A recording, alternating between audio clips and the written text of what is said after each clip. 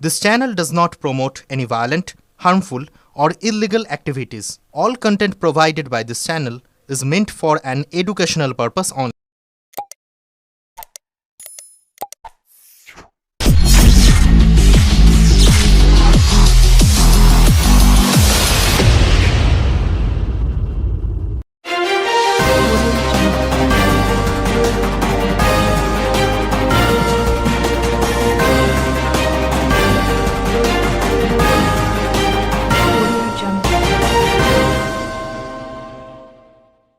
ফের উত্তরপাড়ায় বাড়ি থেকে উদ্ধার বৃদ্ধার পচা গলা দেহ। ঘটনাস্থলে উত্তরপাড়া থানার পুলিশ।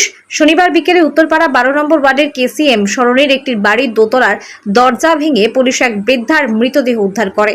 স্থানীয় সূত্রে জানা যায় মৃতার নাম আরতি পাল, বয়স 63। পুলিশ ও স্থানীয় সূত্রে আরও জানা যায় ওই বৃদ্ধা একাই থাকতেন। বছর 5 আগে তার ছেলে মারা যান। 1.5 বছর আগে তার স্বামীও মারা গিয়েছেন। ওই বৃদ্ধার আত্মীয় জানান তিনি বেশ কয়েকদিন বাইরে ছিলেন। আজ দুপুর থেকে দুর্গন্ধ পাওয়া যাচ্ছিল ছাদ থেকে, তাই থেকেই সন্দেহ হয়।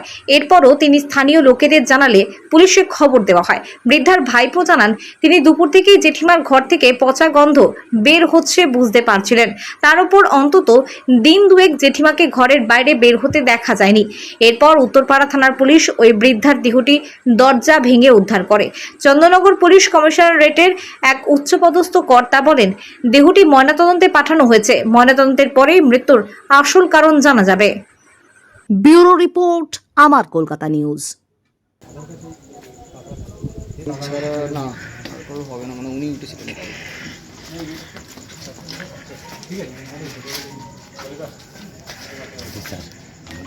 গাড়ির নাম্বারটা নেবেন না।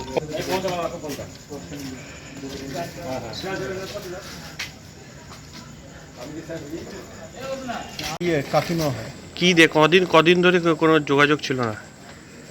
মোটামুটি লাস্ট কথা হয়েছে আমার প্রায় 15 দিন আগে। তারপরে আমি বাইরে যাই। আমার মোটামুটি ট্রান্সফার জব থাকে, ট্রান্সফার বলছি মুভমেন্টে জব থাকে। তো লাস্ট উইক আমি ছিলাম না, আমার বোনের মায়ের শরীর ছিল, ওখানে গেছিলাম। তারপর এসছি মঙ্গলবার। তারপর থেকে আর মুভমেন্টটা দেখতে পাই না। কি করতেন উনি পেশায়? ওকে, ওনার পরিবারে কেউ ছিল নিজের? না, ওনার ছেলে মারা গেছে 2019, আর আমার যে কাকা আর কি মারা গেছে 2022-এ। কি করতেন উনি কাকা? কাকা করতেন বলতে এই দোকানে কাজ করতেন, সিকিউরিটি জব করতেন। যিনি মারা গেছেন তার বয়স কত, নাম কি? আরতি পাল। বয়স আনুমানিক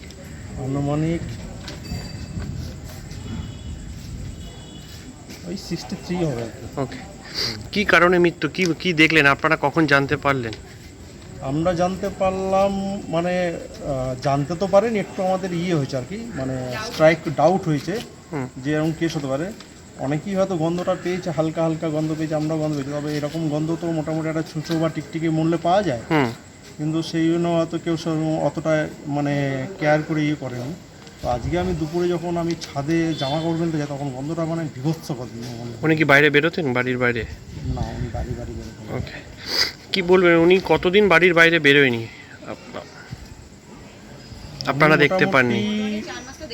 4 মাস তো দেশেই ছিল। হ্যাঁ, গ্রামের বাড়িতে ওই ছিল। হ্যাঁ। তো তারপরে মাসখানেক আগে দিয়ে গেছিলো, তারপর তো বেরোয়নি।